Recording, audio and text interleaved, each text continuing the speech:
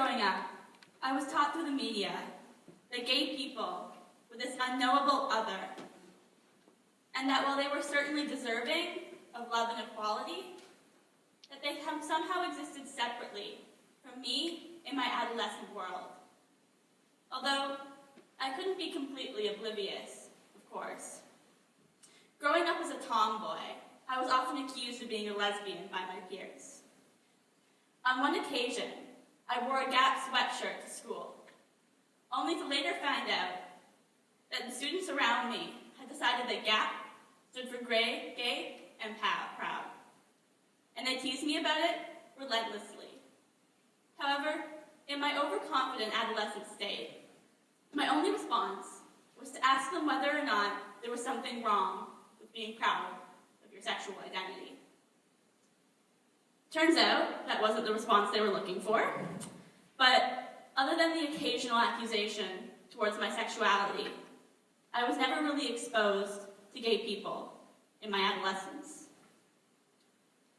This all changed, however, and this is where our story starts, as most interesting ones do, when I realized that I was gay. I'll spare you the cringeworthy details of my lesbian awakening, but after years of misinformation and fear, I was ready to throw myself full force into whatever the LGBTQ community had to offer. The problem was, I didn't know what that was. Up until my big gay awakening, which, by the way, was less of an awakening and more of a metaphorical stumble out of bed at 6 a.m., I had never really been subject to openly gay characters in the media. Or perhaps I had, but in my attempt to deny my identity, I thereby denied the existence of these characters. But I began to see them popping up everywhere. Characters like Ellen Page, Ellen DeGeneres, Tim Gunn, and turning to the fictional world, Kurt and Blaine from Glee. And bear in mind, I say characters because regardless of whether or not these people were individuals or playing a role, they were constructed by the media to be an ideal sense of what it means to be gay, and therefore, characters. Now, a lot of these characters, and one example comes to mind of Kurt and Blaine from Glee, which was a show that I watched a lot as a kid, is that the two characters were played as polar opposites, one being very out of the closet and one being very in the closet. And this kind of skewed my perception of what it meant to be gay. And it also made me realize that every character that I saw in the media that was gay was either one-dimensional, used mostly as comic relief or to fulfill a diversity quota. But these characters, and using these characters, I began to paint a picture of who I was supposed to be as a gay person. And according to what I saw, I was supposed to have a cool haircut, be either as far in or out of the closet as one could possibly be. And most importantly, and what I've come to talk to you about today, I was supposed to be a walking dictionary of terms for the heterosexual population. And I was so eager to feel this sense of belonging within my community that I was willing to do just that. I used to think that as a gay person, I had a social obligation to educate every queer person, every non-queer person, on every queer issue under the sun. I spent years learning term after term and being the rainbow elephant in the room at family dinner parties. And now I can say that after 4 years of cramming my brain with the most gay knowledge that I can find, that I know even less about myself than I did 4 years ago. Which makes sense, really. You can learn every single term in the English dictionary, every word, and still lack the comprehension about how any of it fits together to form such beautiful narratives that we see in our literature.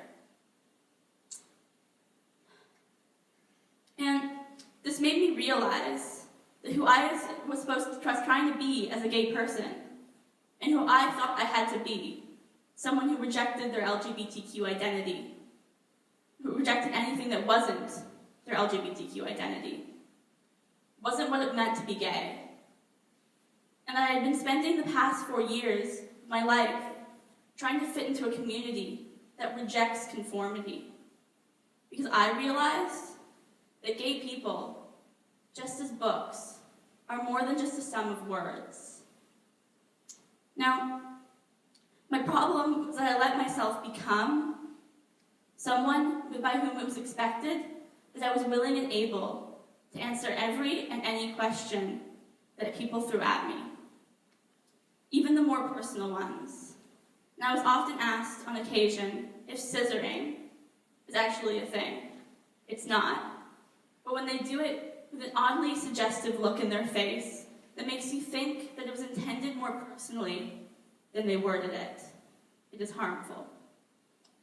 Being an educator, however, could get exhausting at times, and often felt like I was being forced to bear parts of my identity that were uncomfortable and private. And while I'm sure some of you are thinking that sharing details about your sex life is as easy as talking about the weather or what you had for dinner last night, I invite you to consider what it's like to be asked and demanded of this information in a public setting, a place where you have no control, and have not given the consent, rather than in a setting where you volunteer this information willingly. And, okay, activity time. I'd like you all to think about the last position you had sex in. Okay? You got it? All right, time to share. I'm not going to make you do that. But that fear that you felt, that drop in your stomach, that you felt when you thought you might have to share this information with someone, is the fear that I feel every day, and whenever this is asked of me. Now, I'd also like you to consider what it'd be like to turn to your person on your left or your right and ask them the same question. The person behind you if you're sitting next to your significant other. Or while you're at it, ask them what their favorite sex toy is. Uncomfortable, right? And this really solidifies the point that it's uncomfortable to ask these questions of people because it is invasive, because it is damaging. Now, I'd like to pose a question to all those who have ever been guilty of this blind and insatiable curiosity. Why did you feel at the time that asking these questions of gay people about their sex lives wasn't intrusive? Often I think it stems from a genuine lack of understanding of queer sex, not from ignorance or bigotry. But I might not understand the inner workings of heterosexual intercourse. That doesn't give me the right to ask you how you personally, heterosexual person, have sex. And while it's extremely important to be educating people on queer issues, it is not the job of every queer person to be the curriculum by which those issues are taught. Because in some sense, I think it removes us of our humanity. The key here, though, is education. A few weeks ago, myself and the rest of the North Toronto Gay Straight Alliance met with the phys ed department to help reshape their new sex ed curriculum. And as I'm sure most of you know, the Ontario Ministry of Education recently revamped their sex ed curriculum to feature more inclusive topics, such as consent and gender identity. But the grade 9s that were coming into this curriculum this year were left at an interesting standpoint because they had only ever experienced the curriculum of the past, meaning that their big book of gay knowledge was relatively empty. And this made me realize that the Ministry of Education and that education systems all over the world were not properly equipping their teachers and their schools to be educators on this topic. And that we need vast reforms within the education system, because it is not my job to be the health educator for this school. It is, however, the teachers. Now, bear in mind, I didn't mind helping revamp this curriculum. I actually quite enjoyed it, because it gave me the chance to to address topics in the LGBTQ community that were controversial in a way that wasn't private or invasive of my identity. Because those questions, the questions that move the conversation forward into new ideas and new topics, are the questions that I want to be answering. But when I was revamping this curriculum, I realized that the queer knowledge that I had come to cherish so much was not common knowledge to all, a fact that I kind of rejected when I threw myself completely into this community. And this pulled me towards a world where there is systemic discrimination that enforces the idea that being gay and educating about being gay is A, not necessary, and B, not important.